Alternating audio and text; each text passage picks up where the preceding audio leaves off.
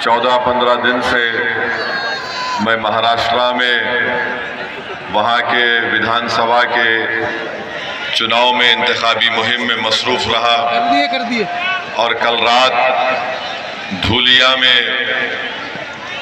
एक जलसे को मुखातिब करने के बाद 3 घंटे के सफ़र के बाद हम औरंगाबाद पहुँचे और फिर सुबह 7 बजे की फ़्लाइट लेकर हम दिल्ली पहुँचे और दिल्ली से अल्हम्दुलिल्लाह गाड़ी से यहाँ पर 3 घंटे में पहुँचे हैं। मैं अल्लाह का शुक्र अदा करता हूँ कि अल्लाह मुझे यहाँ पर आने का मौका दिया, आपके दरमियान में खड़े होकर हमारे उम्मीदवार जनाब अरशद राना साहब और पार्टी के बारे में बोलने का मौका इनायत फरमाया। मैं आप तमाम का भी शुक्रगुजार हूँ कि आपने अपना कीमती वक्त निकाल कर आज आप यहाँ पर आए। मैं सिर्फ आपसे इतनी गुजारिश करने आया हूँ कि ककरौली गांव में ये एक अज़ीमुश्शान जलसे आम हो रहा है, इंतखाबी जलसा, कि 20 तारीख के दिन आपको अपना एक वोट पतंग के निशान पर बटन दबाकर आप अपने इत्तेहाद को मजबूत करिए, उत्तर प्रदेश में अपनी क़यादत को मजबूत करिए और अपनी एक बेबाक आवाज़ को अरशद राना के रूप में उत्तर प्रदेश के विधानसभा में भिजाइए, ताकि इस विधानसभा में जो बेशुमार अवामी मसाइल है वो उसको हल कर सके। आप जानते हैं कि मीरापुर विधानसभा में बच्चियों के लिए, ख़वातीन के लिए कोई डिग्री कॉलेज नहीं है, अस्पताल नहीं है और यहाँ पर जो शुगर मिल है, मोराना शुगर मिल, उसकी कैपेसिटी बढ़ाना है, जिसके ताल्लुक़ से कोई विधायक या सांसद ने अब तक कोशिश नहीं की। गन्ने का रेट जो 450 रुपये होना चाहिए अभी तक सिर्फ 300 रुपये दिया जा रहा है, इसकी मांग कोई नहीं कर रहा है। और स्कूल नहीं है, रोड नहीं है, बिजली की सहूलत नहीं है और फिर यहाँ पर जो जोजा बिरादरी है उनको उनका हक भी नहीं दिया जा रहा। और साथ ही साथ आप जानते हैं कि इस बरादरी के लिए स्कूल की बहुत बड़ी ज़रूरत है, बुनियादी सहूलतें उनको मुहैया नहीं की जा रही हैं। साथ ही साथ इस विधानसभा में हमारे कुरैश बरादरी के भी लोग रहते हैं जिनके कारोबार को जो बरसों से वो कारोबार करते हैं अपनी ज़िंदगी गुजारने के लिए, उसको यहाँ पर उत्तर प्रदेश की बीजेपी की सरकार ने उस कारोबार को ख़त्म करने की पूरी कोशिश की और कर भी रहे हैं। तो ये ऐसे मसाइल हैं मेरे अजीज़ दोस्तों और बुज़ुर्गों, जिसके लिए आपको 20 तारीख के दिन मुत्तहिदा तौर पर अपने एक वोट का इस्तेमाल पतंग के निशान पर करना है। लोग मुख्तलिफ इल्ज़ामात मजलिस इत्तेहादुल मुस्लिमीन पर लगाते हैं, मगर आप जानते हैं कि पिछले कई बरस से हम उत्तर प्रदेश की सरजमीन पर हमारी पार्टी का काम कर रहे हैं। हम चुनाव लड़ते हैं, हारते भी हैं, कोई चुनाव जीतते भी हैं, मगर मैं आपको इस बात का यकीन दिलाने आया हूं, हम चुनाव के नतीजे देखकर हिम्मत हारने वालों का नाम मजलिस इत्तेहादुल मुस्लिमीन नहीं है। हमारे हौसले कल भी बुलंद थे, आज भी बुलंद रहेंगे इंशाअल्लाह ताला, मगर फैसला लोकतंत्र में, जमहूरियत में आपको करना है। अगर आज आप मुत्तहिदा तौर पर अपने वोट का इस्तेमाल इस विधानसभा में करेंगे तो आपकी एक आवाज़, आपका एक नुमाइंदा उत्तर प्रदेश की विधानसभा में जाएगा। अगर आपको ये कहकर ज़रूर डराया जाएगा कि एक अरशद राना जीतने से क्या होता है, तो मैं उनको बताना चाह रहा हूं, भाई रुक जाइए, मैं आपको बताना चाह रहा हूं कि आरएलडी के कितने सांसद लोकसभा में, 2 ही तो है ना, 2 है उनके, और एक विधानसभा की सीट बीजेपी की उनके लिए छोड़ देती है। और जब मजलिस इलेक्शन लड़ती है उत्तर प्रदेश में तो ये तमाम के तमाम बड़े बड़े लोग जो मुस्लिम क़यादत को जो आपकी एक आज़ाद क़यादत को बर्दाश्त नहीं करते, वो ये कहना शुरू कर देते हैं कि नहीं नहीं एक होगा तो क्या होगा। मेरे भाई आरएलडी के 2 सांसद हैं और बीजेपी को ये विधानसभा की सीट छोड़ना पड़ा। अगर उत्तर प्रदेश में मजलिस इत्तेहादुल मुस्लिमीन के 10 से 15 विधायक कामयाब हो जाते हैं, 2 से 3 सांसद अगर कामयाब हो जाते हैं, तो इसका फायदा किसको मिलेगा? इसका फायदा आप ही को मिलेगा, इंसाफ आपको मिलेगा, नाइंसाफी का खात्मा होगा, जुल्म का खात्मा होगा। ये बात हम बार बार आपके दरमियान में आकर कह रहे हैं कि भारत की लोकतंत्र में हर समाज के पास उसकी एक आवाज है, और जब तक आप उस आवाज को मजबूत नहीं करेंगे, उनको जिताएंगे नहीं, आपकी कोई तकलीफ दूर नहीं होगी। पिछले 4-5 महीने पहले पार्लियामेंट के चुनाव हुए। आज भारत की पार्लियामेंट में चाहे वह अपर कास्ट हो या बैकवर्ड क्लास हो, इनकी आबादी के लिहाज से उनके सांसद जीत कर आए हैं।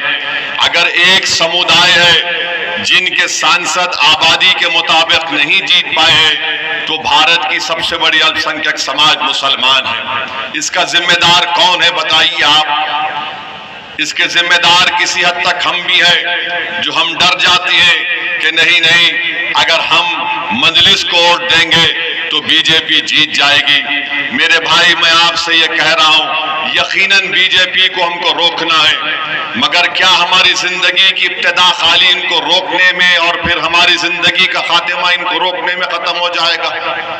फिर हमारी आवाज कहां पर जाएगी? मिसाल के तौर पर मैं आपको बताने के लिए कह रहा हूं, आज भारत की पार्लियामेंट में नरेंद्र मोदी की हुकूमत ने एक वक्फ बिल का कानून, एक वक्फ बिल बनाने का कानून पेश किया।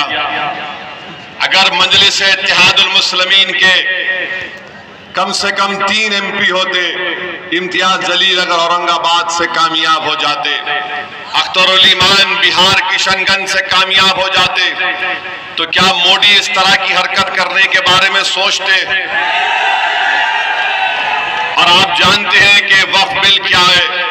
ये जो वक्फ बिल नरेंद्र मोदी ने भारत के पार्लियामेंट में पेश किया, ये बिल ये कहता है कि कल अगर ये बिल कानून बनेगा तो कल कलेक्टर डीएम ये फैसला करेगा कि वाकई में ये मस्जिद वक्फ है या नहीं, ये खानका वक्फ है या नहीं, मदरसा वक्फ है या नहीं, या कब्रिस्तान वक्फ है या नहीं।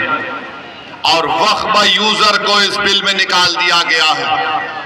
मैं जिम्मेदारी के साथ आज आपके दरमियान में ककरौली गांव में खड़े होकर आपसे और उत्तर प्रदेश के तमाम जिम्मेदारों को बता रहा हूं, उत्तर प्रदेश सुन्नी वक्फ बोर्ड में जितनी जायदादें रजिस्टर्ड है 99% वक्फ यूजर है, यानी उसका कोई डीड नहीं है मगर रजिस्टर्ड है। अगर खुदा ना खास्ता यह कानून बीजेपी की हुकूमत बनाएगी तो इन तमाम 99% वक्फ जायदाद का क्या होगा?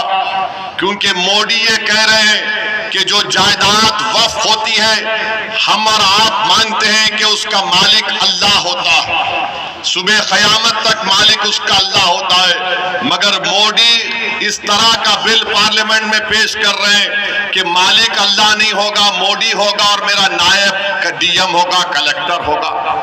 उत्तर प्रदेश में जितनी सुन्नी वक्फ बोर्ड की प्रॉपर्टियां हैं 99% वो वक्फ यूजर है। इस बिल में वक्फ यूजर को उड़ा दिया गया। इस बिल में यह बात लिख दी गई है कि अगर कोई भी जाकर डीएम कलेक्टर के पास से शिकायत कर दे कि ये फुला जायदाद वक्फ की नहीं है, तो कलेक्टर जब तहकीकात का इंक्वायरी का ऑर्डर देगा, जैसे ही वो इंक्वायरी का ऑर्डर देगा उस वक्त से वो जायदाद वक्फ नहीं रहेगी। कब तक वक्फ नहीं रहेगी? जब तक कलेक्टर या डीएम अपनी इंक्वायरी मुकम्मल नहीं कर लेता। डीएम इंक्वायरी मुकम्मल नहीं करेगा, इंक्वायरी का ऑर्डर जारी कर देगा, वक्फ की प्रॉपर्टी से, जायदाद से हम महरूम हो जाएंगे। आप बताइए फिर किसका नुकसान होगा इस बारे में? फिर उसमें बिल में लिख दिया गया कि उत्तर प्रदेश के आज वक्फ बोर्ड में उसका एक रुकन सिर्फ मुसलमान बन सकता है। मोदी कह रहे हैं कि नहीं, कम से कम 2 गैर मुस्लिम तो बनना ही बनना है और इलेक्शन नहीं होगा रियासती वक्फ बोर्ड में। प्रदेश की सरकार मेंबर्स को नॉमिनेट करेगी, नामजद करेगी, यानी 2 से ज्यादा भी गैर मुस्लिम उसके मेंबर बन जाएंगे, मेजॉरिटी में आ जाएंगे। मकसद एक ही है कि मोदी ये चाहते हैं कि भारत से वक्फ की जायदादों को खत्म करके रख दिया जाए। मस्जिदें वक्फ ना रहे, दरगाहें ना रहे, खानखाएं ना रहे, कब्रिस्तान ना रहे। इसीलिए मोदी ने इस तरह के बिल को भारत की पार्लियामेंट में पेश किया है। मैं आपको खबरदार कर रहा हूं, मैं आपको बाखबर कर रहा हूं, अगर आज आप नहीं जागेंगे, इस बिल के खिलाफ सदाए एहतजाज नहीं बुलंद करेंगे, तो याद रखिए हम अपनी वक्फ जायदादों को खो देंगे और बाद में रोने से कोई फायदा नहीं। अभी आपको उठकर एक मुस्बित पैगाम देना है और पैगाम देने का तरीका यह है कि 20 तारीख को जब आप वोट डालने जाएंगे तो आप इसलिए भी पहला अपना वोट इस्तेमाल करेंगे ताकि मोदी को मालूम हो जाए कि हम इस वक्फ बिल को कबूल नहीं करते जो हमारी मस्जिदों को छीनना चाहता है। हम मीरापुर से आरएलडी को हराएं ताकि जयंत चौधरी को मालूम हो जाए कि आप हमारे वोट हासिल नहीं कर सकते जब तक कि आप वक्फ बिल की मुखालिफत में जयंत चौधरी नहीं खड़े हो जाएंगे। तो क्या आप इस वक्फ बिल के खिलाफ वोट देंगे 20 तारीख को? क्या आप अपनी मस्जिद, दरगाहों को, खानखाहों को बचाएंगे? आपने इंशाअल्लाह कह दिया, मगर याद रखिए अगर आप मुत्तहदा तौर पर अपना एक वोट मोदी के इस काले बिल के खिलाफ इस्तेमाल करेंगे तो मोदी को भी पैगाम मिलेगा, जयंत चौधरी को भी पैगाम मिलेगा कि मीरापुर की जनता ने जो फैसला दिया है वो सिर्फ मीरापुर की हद तक महदूद नहीं है, बल्कि पूरे उत्तर प्रदेश की आवाम ने फैसला दिया है कि हम तुम्हारे इस कानून, इस बिल को नहीं मानते जो हमसे हमारी मसाजिद को और वक्फ की जायदादों को छीनना चाहता है। अब जब वक्फ का बिल पेश हो रहा था पार्लियामेंट में, कौन खड़े होकर मौसर तरीके से संविधान की दफा 25, 26 का हवाला देकर उसकी मुखालिफत में कौन खड़ा हुआ वो पार्लियामेंट के रिकॉर्ड में मौजूद है। दूसरे पार्टी के लोग भी खड़े हुए, समाजवादी के नेता अखिलेश यादव भी खड़े हुए, बिल के बारे में बोलने के बजाय वो कोई और दास्तान सुना रहे थे, वो कोई और ही दास्तान सुना रहे थे। तो मेरे अजीज दोस्तों और बुजुर्गों, याद रखिए अगर आप मौजूदा हालात में अपने वोट से अपने नुमाइंदों को कामयाब नहीं करेंगे तो जो बरसों से हमारा इस्तेसाल चल रहा है वो जारी और सारी रहेगा। अगर एमआईएम पार्टी जीतती है तो यहां पर भारत की जमहूरियत मजबूत होगी, गरीबों और मजलूमों को एक आवाज मिलेगी, क्योंकि आपने समाजवादी को कभी वोट दिया, कभी बसपा को वोट दिया, कभी आरएलडी को वोट दिया। आप सिर्फ वोट देते हैं मगर आपकी आवाज कोई नहीं उठाता, कोई आपके लिए लड़ने के लिए तैयार नहीं होता। मैं आपको बता रहा हूं, आप याद रखिए फैसला तो आपका है, जमहूरियत है, आप जिसको चाहे वोट दे दें, मगर अगर आप इस बार भी इस डर में आ जाएंगे कि नहीं नहीं ये अरशद राना जीतेगा या नहीं जीतेगा, मेरे भाई जब जंग करना है जमहूरियत में तो जंग खूब तरीके से करनी चाहिए। हमारा मामला यह है कि जंग करने से पहले हम नतीजे पर पहुंच जाते हैं, जंग करने से पहले हम नतीजे पर पहुंच जाते हैं। अरे हम हार गए तो कैसा, अरे मेरे भाई मिसाल दे रहा हूं समझाने के लिए, बुरा मत मानिए। 70 साल से वो फलस्तीनी गाजा और मगरबी किनारे में लड़े जा रहे हैं, मर रहे हैं। 40,000 अब तक मर गए, 12 लाख बेघर हो गए, लाखों लोग बेघर हो चुके हैं, मगर उनके हौसले को देखो, वो डर नहीं रहे बल्कि मुकाबला कर रहे हैं। क्यों मुकाबला कर रहे हैं? कि इजराइल एक जालिम मुल्क है, इजराइल एक जालिम मुल्क है और वो जालिम मुल्क गजा में नस्ल कशी कर रहा है। मगर एक मिसाल देने के लिए आपको बता रहा हूं। दूसरी बात मैं आपके सामने ये अर्ज करना चाह रहा था कि यहां पर अंसारी बरादरी बहुत बड़ी तादाद में है, उनका कारोबार पूरा का पूरा ठप होकर रह गया, कोई नहीं पूछता।